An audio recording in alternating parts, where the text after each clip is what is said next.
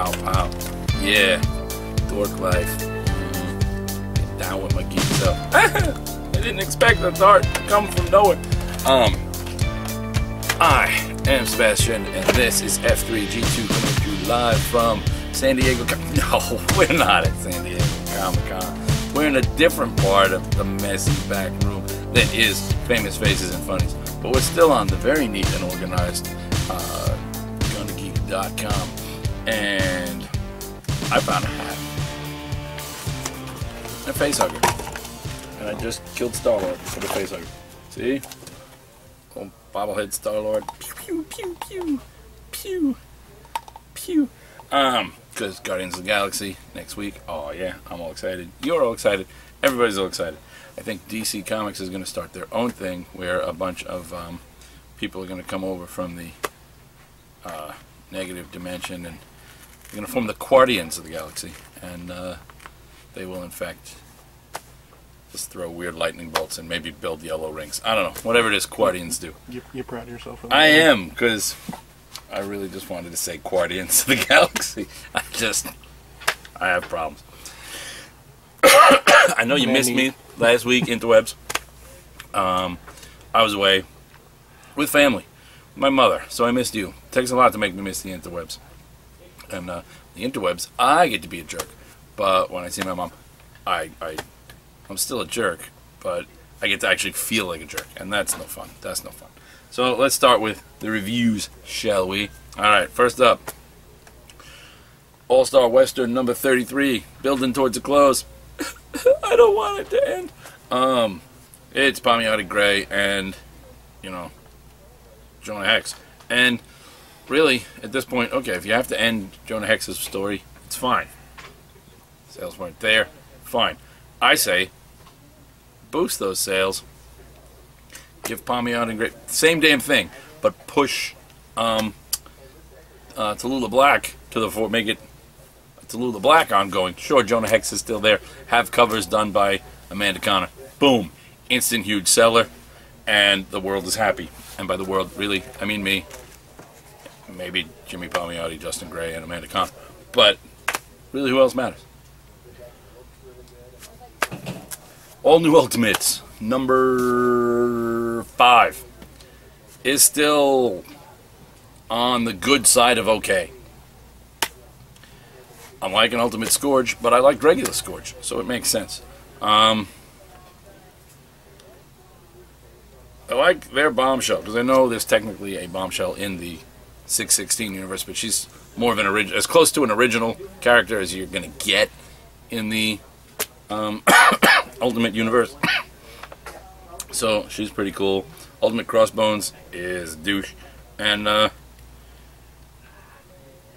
it's very gangy, but art's good, everything's good, but it's not that it's missing that level of greatness that should pull you in and make it stand out.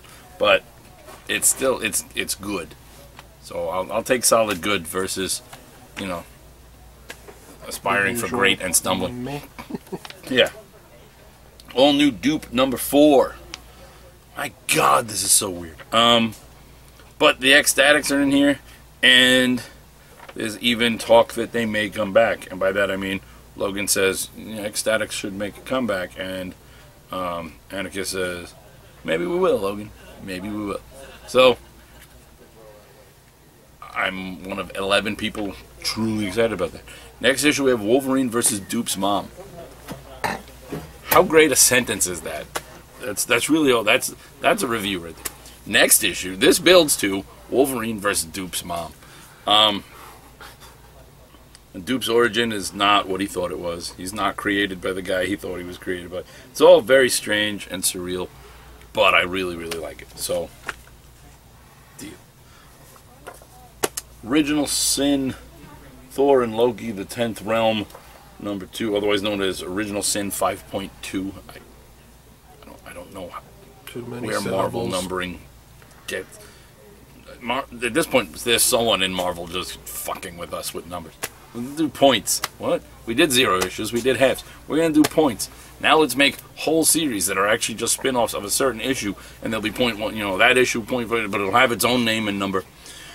I don't know. They're really, it may be a brilliant plan now that I think about it, because what it could be is that someone at Marvel going, look, old school comic readers are continuity buffs, and they freak out over, you know, issuing and issue numbers and sequence and all this stuff. What if we make the numbering system just such a clusterfuck that it's impossible for them to use that argument anymore, and we can just tell stories? And I think it's working, because I don't know what the fuck number anything is anymore. But damn you, Marvel! You know, I was never great with numbers to begin with, so you know, it's not like Marvel had far to go to lose me. I'm weird anyway. Screw it. I'm used to it now. So yeah, numbers. Who's got the numbers? We don't know. But this one gets pretty good. Art-wise, it gets really, really nice. Old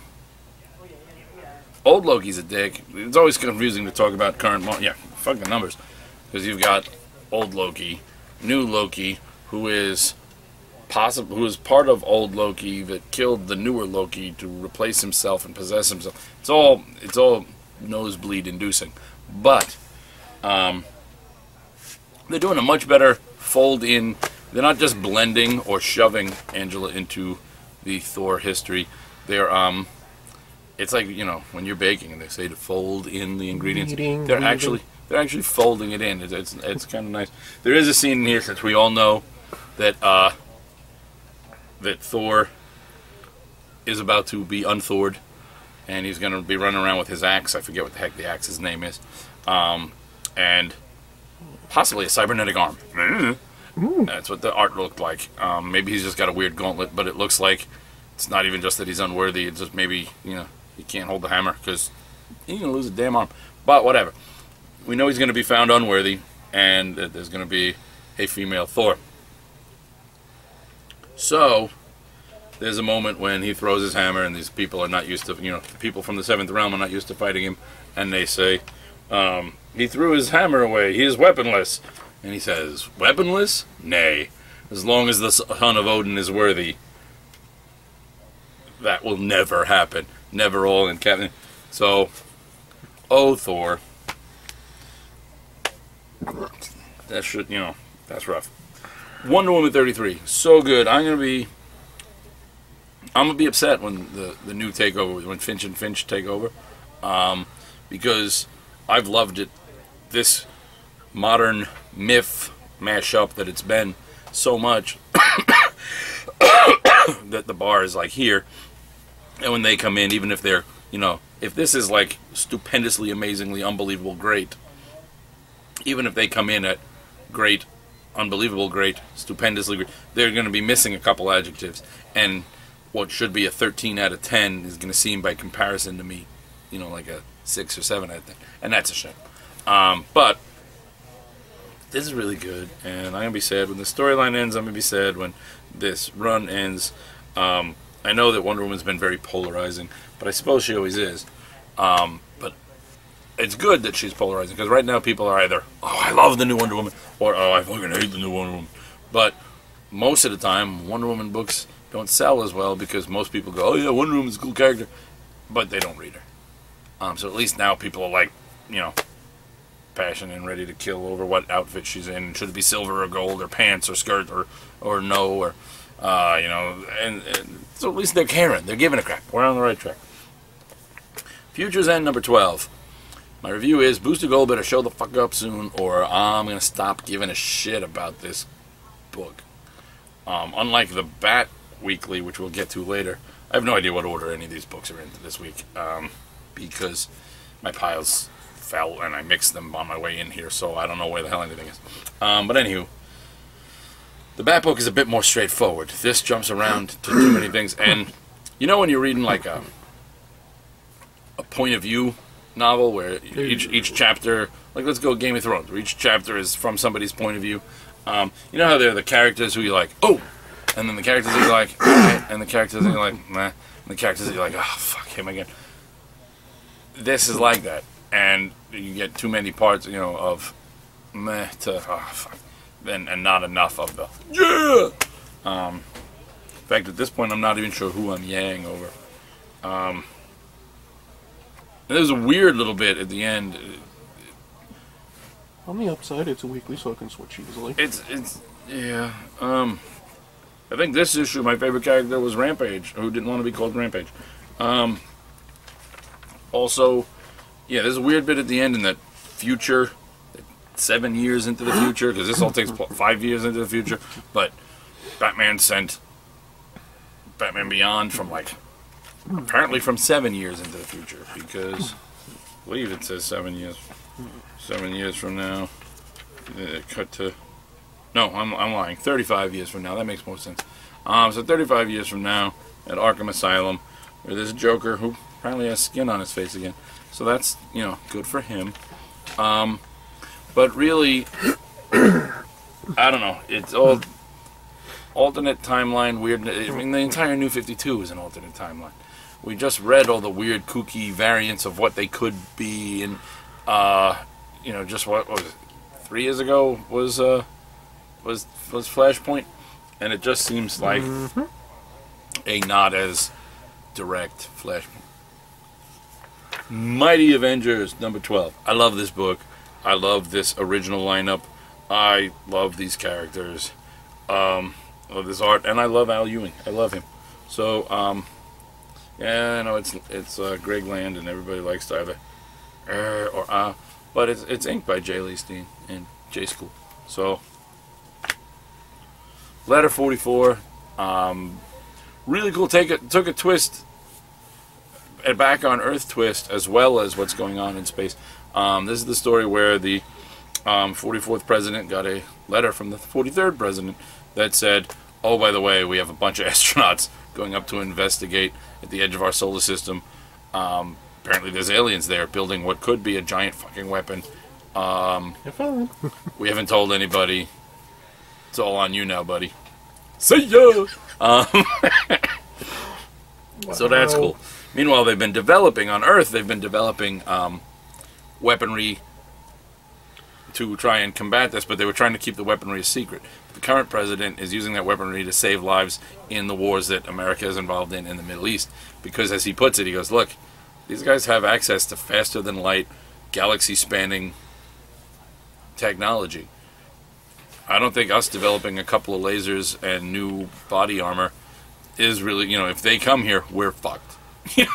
He's like, so why worry about revealing a secret that is most likely not going to help us if it comes to a fight later, when I could use this technology to save the lives of our boys now. And I thought that was pretty cool. It gets a little political at times, and then it gets very... So it's like, you know, like two stories in one. You've got like political drama on Earth and sci-fi high concept drama in space, because Charles Soule, really. Dream Thief. This is so good. I loved the first miniseries. I'm loving this one. The guy has the power. He gets possessed, and whenever he goes to sleep, he gets possessed by the ghosts of people who have been murdered, and they use him to get revenge. He's now planning a big...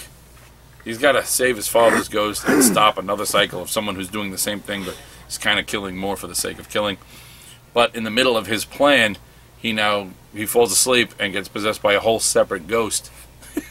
But he's got this down to the, you know, exact detail and minutia plan going on, and suddenly he's not himself. So that kind of throws everything up in the air. It's really, really good. Daredevil, mixed emotions on this. It's really good, and it upset me, but in the way that it's supposed to upset me. Not like, oh man, this book sucks, but like it was supposed to do that. It's Mark Waid, and Mark Waid's Daredevil is bar none. I just love Mark Waid on everything these days. I suppose I always have, but the past few years, Mark Waid has just been... He's just been Mark Waid. I don't know what else to tell you. But as part of the original Sin revelations, Daredevil found out that Jack Murdock was apparently not the sunshiny, happy, perfect father that he remembers. And that kind of upset me, but not in like a, no, you're twisting the origin way, so much as a, I really feel Wade did such a good job that you really feel bad for Daredevil, who's not only torn with the idea of, you know, his father having some rather abusive and dick-like qualities, but in that way, if he's realizing that he's he doesn't remember it that way, he's repressed most of his early childhood memories, and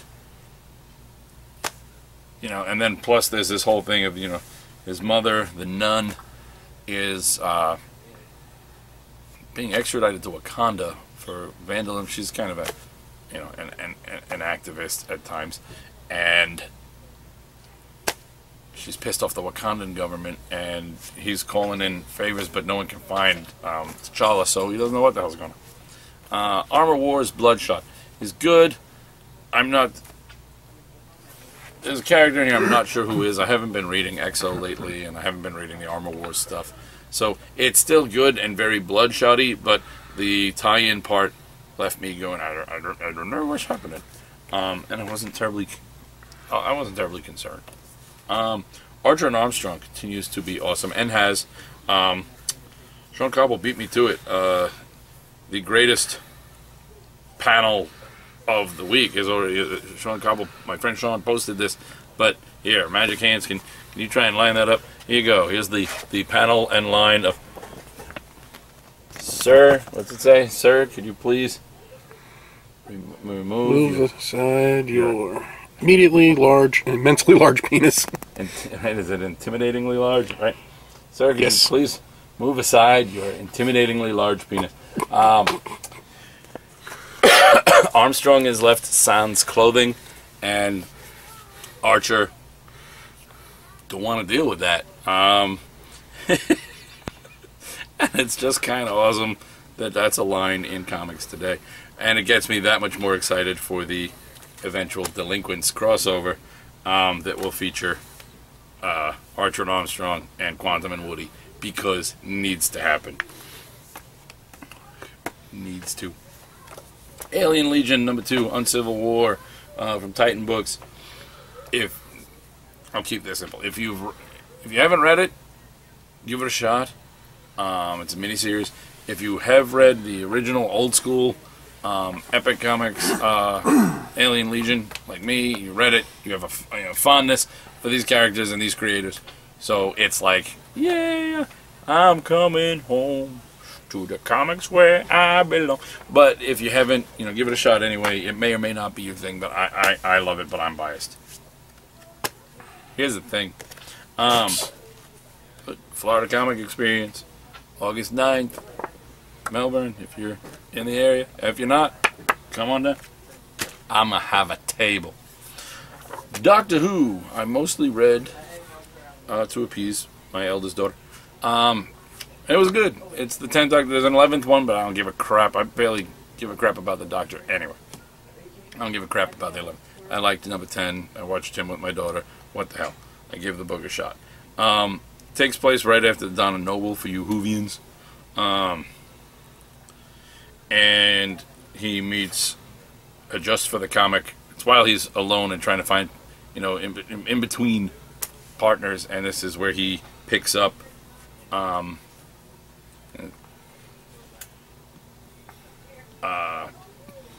new companion, and she's she's American, a Mexican New Yorker.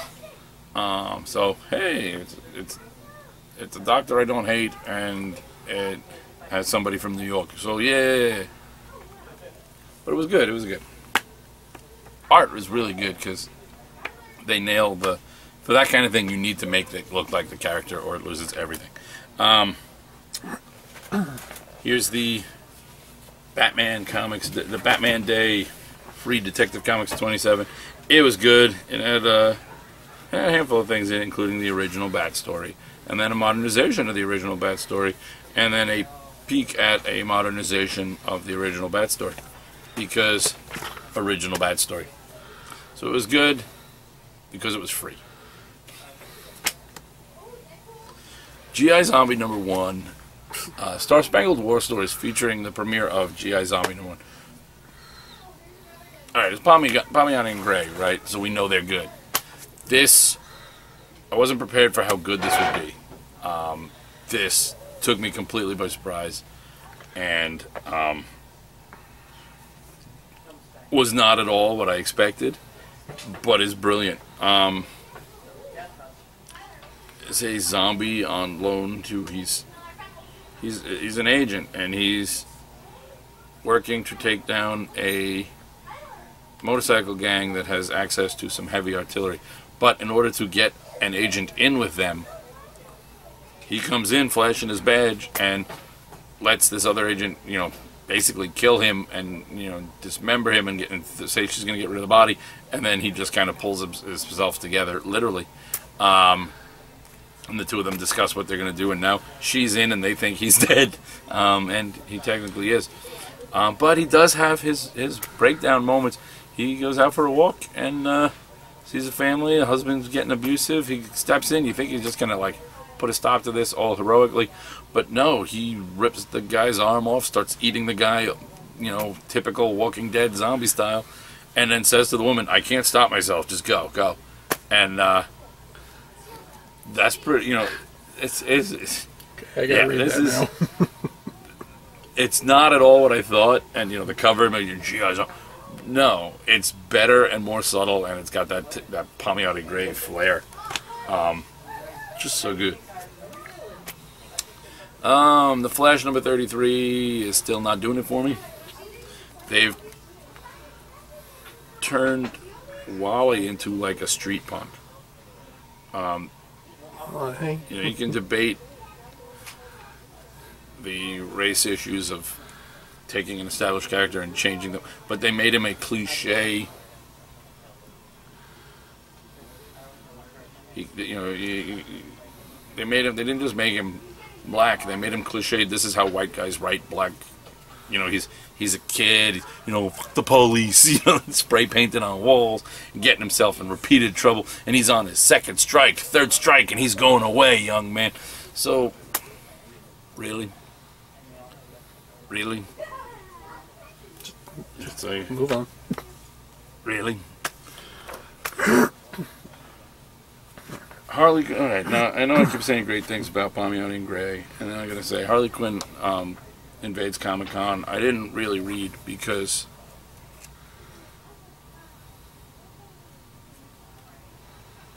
I don't really care about Harley Quinn. I don't know what to tell you. I know she's a fan fave and a cosplay fave and an everything fave, but I've never really cared about the character enough to. I tried, I read some of the first issues of the series. Nothing about the character. Not even in Suicide Squad. Yeah, in Suicide Squad, there's a dynamic, but I don't really care about her. I don't care about her on Suicide Squad. However, at the moment, since she's on Suicide Squad as kind of an antagonist for the Joker's daughter, and I think the new 52 Joker's daughter is lame as fuck. So I like to watch Harley get the upper hand there. But the character doesn't do much for me. Hey, look, it's Harley Quinn again. So this has the origin of Harley Quinn, Green Arrow, and Robin.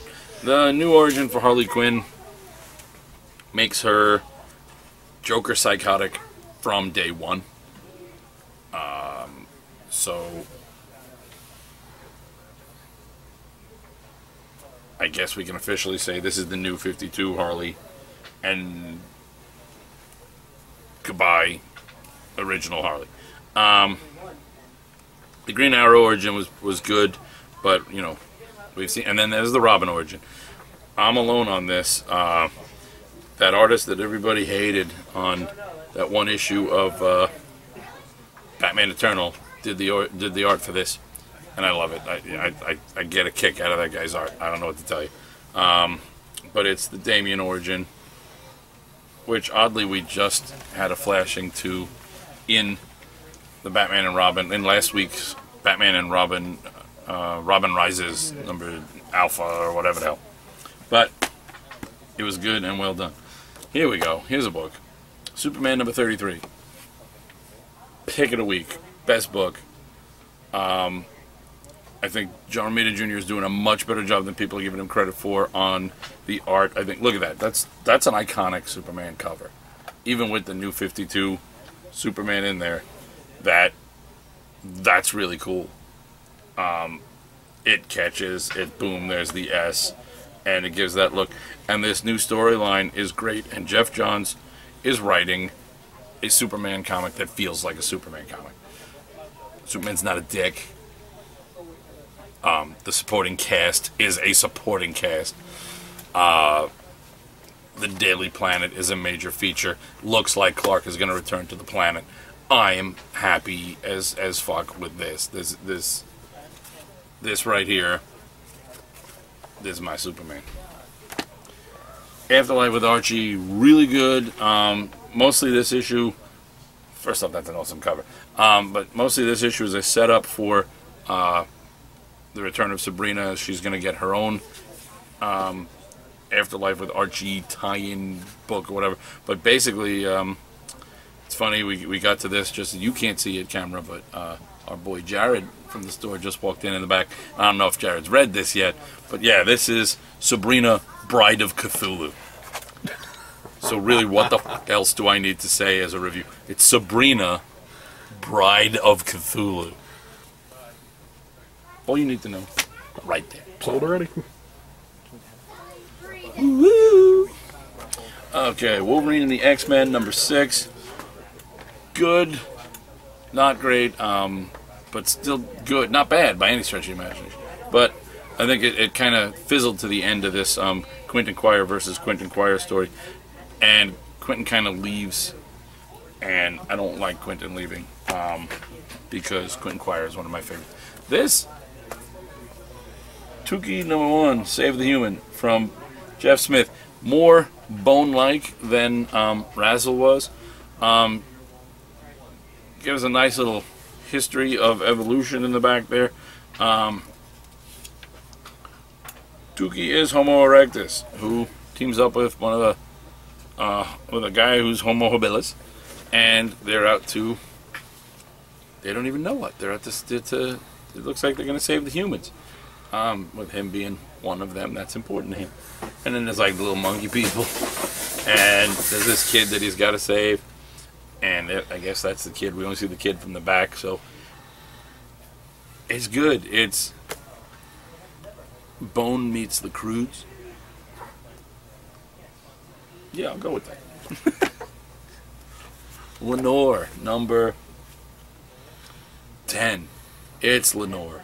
And it's chock-filled with more Ragamuffin ends up in a bear's butt jokes than you could possibly imagine.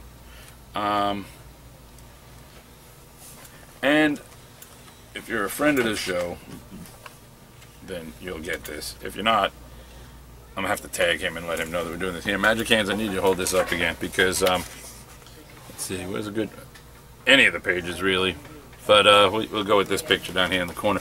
Apparently, when Ragamuffin is in his vampire form, he turns into friend of the show and local fellow dork. He turns into Mike Race. So Mike Race, if you're watching this and made it to this point, here's your next cosplay. You're Ragamuffin. I think it could work. You know, Amanda, Mike's wife, likes to dress as kind of cutesy things. I think she could be Lenore. You could be Ragamuffin. And, yeah, I think that works. There you go. This is your next cosplay. Mike and Amanda. There you go. Remind me, I have to tell them that's there. So they can hunt for that. Saga, number 21. So good. So, Saga is a book that men are comfortable saying, so many feels. So many feels. And I can't wait to meet King Robot. Bring it on. That's King. And then, yeah. The sex in this book. You didn't know that, but there is the sex. Batman and Robin, picking up where Robin Rises Alpha left off. Batman and Shazam, not BFFs. And basically it's everyone saying, look, we're not letting you go to Apocalypse by yourself, and we're not going with you. It's not worth it just to get a kid who's already dead. Batman's like, whatevs. And then Superman swings by and is like, I'm sorry, I wasn't there. I could have helped. I don't know what to tell you. He goes, don't worry about it. It's all good. And Superman leaves. Batman goes down in the cave, and there's everybody. Sans Dick Grayson, because they all think he's dead. And apparently Bruce is willing to do anything to get his son back, except let the world know, or at least his little Bat family know, that Dick's not dead. So the rest of them, apparently it's going to be Batpocalypse. So Apocalypse is in trouble. Because Bat family. The end of Zero Year, this is Batman number 33, is good, but is it just me, or does Zero Year feel like did it actually take a year or possibly longer? It feels like I've been reading Zero Year forever, but it feels like it's been Batman Eternal. Which, this is good. I said it before when we were reviewing the other book. Well, Batwing and Jim Corrigan are in trouble. Apparently, Joker's daughter is calling Deacon Black Daddy now, so maybe she's going to change her name to Deacon's daughter. I dated a Deacon's daughter in high school. Whatever. So it's good. This gets better each time, whereas the other one gets kind of wavery each time. But Batman Eternal gets better each week. Amazing Spider-Man number 4 is good, but I gotta tell you, remember when Coke? Maybe you don't. Maybe you're younger than me, but once upon a time, Coca-Cola got rid of their formula and went to New Coke. The only good thing to come out of it was Max Headroom commercials. Catch the wave, catch it if you can. New Coke. Those are good times. However, when it didn't sell as well, they went back to Original Coke, but Original Coke wasn't Original Coke. Original Coke was a new version of the original formula that was closer to the original formula than New Coke. Peter Parker, post-Superior Spider-Man, something about it is off. New Coke. The Superior Spider-Man would have been New Coke, except people really liked this version of New Coke. But something about it's Peter, but somehow he doesn't seem as Petery to me. So Coca-Cola. And well, in the ending, he's just macking on Silk, the girl that was bitten by the same spider as him. Apparently sharing spider bites makes people look hot to each other. And it looks like revealing that whole spider story, that Spider World, Spider something, Spider-Verse is Peter's fault, as usual, because he let Silk out. Red Lantern's 33, really good because it gets that buddy cop feel of it's a Guy Gardner and Jon Stewart buddy cop story. Really, really good. Charles Soule kicking ass on this. Making Guy Gardner okay to have feels. Savage Dragon 196. Little vintage Superman homage cover here. It's good. It's always good. It's Savage Dragon. Malcolm Dragon has more problems than you'd think. And most of this issue, he is basically chained naked to half naked to a toilet while regrowing his skin, and being told after the fact that you just drank the water that mutated all of the people down here in this crappy part of the city, and they basically were holding him hostage to make him go get revenge for them, for someone mutating them, and when he wouldn't do it, they just let him drink the water, and now he's mutated too. So basically Malcolm going through a lot of the same shit his dad went through. He really is worthy of the name Dragon. Now, here you go. The graphic novel the whole world was waiting for. Not just me, you know it. This is Vibe, Volume 1. Collecting issues 1 through 10. I believe there were more Vibes than that. I believe this isn't all of them. Yep, no, this ain't all of them. There's more Vibe than this. Who knew? You, not I. Well, there was only 9. So, or maybe it's all of them. Yeah, I think it's the whole run. Make me sad. I want more 5. But it's 5.